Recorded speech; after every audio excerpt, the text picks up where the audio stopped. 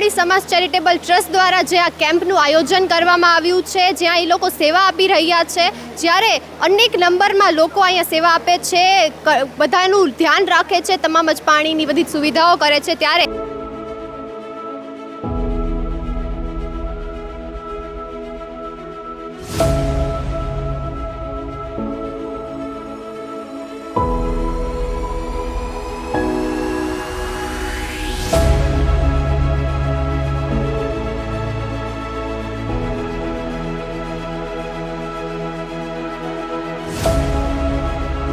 Team આજે આવી છે સિનર્જી મલ્ટી સ્પેશિયાલિસ્ટ હોસ્પિટલ અને બંગાળી સમાજનું ચેરિટેબલ ટ્રસ્ટ છે જામનગર, તેની સાથે મળી અને એક હેલ્થ ચેકઅપ કેમ્પ યોજ્યું છે. તેની જ એક ડૉક્ટરની સાથે આપણે વાત કરીએ કે આ કેમ્પ યોજવાની પાછળનો એમનો મુખ્ય કારણ શું હતો અને અત્યારની જનરેશન માટે હાર્ટના જે કેસીસ છે તે વધી રહ્યા છે, તો શું કાળજી રાખી શકાય, અત્યારની જનરેશન શું મગજમાં રાખી અને આગળ ચાલશે. નમસ્કાર, ટકાટક મીડિયામાં આપનું સ્વાગત છે. આ કેમ્પ યોજવા પાછળનો તમારો મુખ્ય કારણ શું હતો? આ કેમ્પ યોજવા પાછળનું મુખ્ય કારણ હતો કે આ સમાજના અમુક વર્ગો હોય છે કે જેને સુપર સ્પેશિયાલિસ્ટ સારવારની જરૂર પડતી હોય છે, પણ થોડું પૈસાના આર્થિક કારણોસર અથવા તો સમયના કારણોસર એ નથી પહોંચી શકતા. તો એ સારવાર અમે અહીંયા દેવાનો એક આ પ્રયત્ન છે કે જે અમારી સુપર સ્પેશિયાલિસ્ટ ટીમમાં હું cardiologist plus neurophysician doctor Hiral, orthopaedic surgeon doctor Dixit, critical care specialist doctor Kapil અને આ ઉપરાંત બીજા પણ ડૉક્ટર્સ અમે અહીંયા આવેલા છીએ. અને આ એ વર્ગને અમે સારવાર પણ ટ્રાય કરીએ છીએ કે જે લોકો પહોંચી નથી શકતા હોતા. તો એક અમારો એક માનવ સેવા હેતુ માટે એક અમારો આ પ્રયત્ન છે. અત્યારે છે ને, અત્યારની જનરેશન માટે હાર્ટના કેસીસ વધી ગયા છે, જ્યાં 10માંથી 5 લોકો તો એવા હોય જ કે જેને હાર્ટના કેસીસ હોય, હાર્ટના રોગો હોય, તો એની માટે અત્યારની જનરેશન શું ધ્યાનમાં રાખી અને ચાલી શકે છે?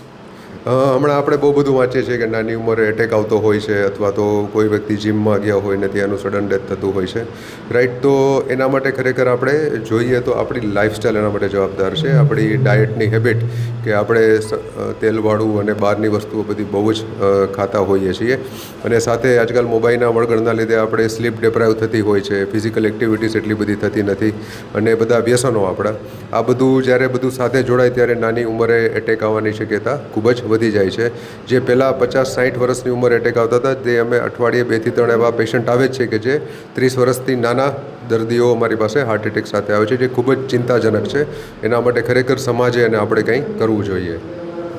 ડૉક્ટરના કહેવા ઉપરથી આપણે એવું લાગે છે કે સ્કેડ્યુલ સરખો કરવો જોઈએ, આપણે આપણું ડાયટ સરખું કરવું જોઈએ. અત્યારે કમ્પ્યુટરના જમાનામાં આપણે ફિઝિકલ એક્સરસાઇઝ કરવી જોઈએ કે જે આપણા બોડી માટે સારું કહેવાય. રત્નાગર બંગાળી સમાજ ચેરિટેબલ ટ્રસ્ટ દ્વારા જે આ કેમ્પનું આયોજન કરવામાં આવ્યું છે, જ્યાં એ લોકો સેવા આપી રહ્યા છે, જ્યારે અનેક નંબરમાં લોકો અહીંયા સેવા આપે છે, બધાનું ધ્યાન રાખે છે, તમામ જ પાણીની બધી સુવિધાઓ કરે છે, ત્યારે ચેરિટેબલ ટ્રસ્ટના પ્રમુખને પૂછશું કે આ કેમ્પની પાછળનો તેમનો મુખ્ય કારણ શું હતો. પહેલાં તો અમે જામનગર બંગાળી સમાજ ચેરિટેબલ ટ્રસ્ટ રાખ્યો છે, એટલે અમે આ ચેરિટી સ્ટાર્ટ કરેલી છે ઓલરેડી. અને આ ચેરિટી એટલે કરવામાં આવે છે જેમાં જેને ખરેખર જરૂરત છે, જે ગરીબ છે, જે દર્દી 1500, 2000, 3000 ના ખર્ચી શકે, એટલે અમે આ આયોજન નિઃશુલ્ક વગર પૈસાનો રાખવામાં આવ્યો છે. અને આમાં અમારા જેટલા ભાઈઓ છે બધાને હતું કે અમે કાંઈ એવું આયોજન કરી જેને ફાયદો મળે, અને ખરેખર ચેરિટી જે છે ને, ચેરિટી ટ્રસ્ટ જે રાખ્યો છે એ નામનો એ થાય. અને મેં દર વખતે વિચાર કરી છે કે આ વખતે આવતા વર્ષે ENT અને આઈ સર્જનનો પણ અમે કરશું અને બધાને લાભ દેશું. Thank you. એમના જ જે છે ને બીજા મુખ્ય છે, તેમને આપણે પૂછશું કે આજે કેટલા નંબરમાં લોકો અહીંયા આવ્યા હતા, કેટલા લોકોએ આ કેમ્પનો લાભ લીધો છે. અહીંયા આશરે જે 200 થી 50 જણા આવેલા છે, ભાઈઓ બહેનો અહીંયા આવેલા છે, બહુ દૂરથી આવેલા છે. અમે એ લોકો અમારા જે ટીમ છે, અમારા આ ચેરિટેબલ ટ્રસ્ટની જે ટીમ છે, અમારા પ્રેસિડેન્ટ છે, સેક્રેટરી છે, બધા ભાઈ બહેન બધા ભેગા થઈને અમે આ પ્રોગ્રામ કરેલા છું.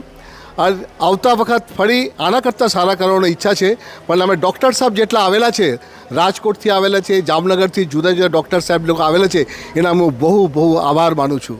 ધન્યવાદ.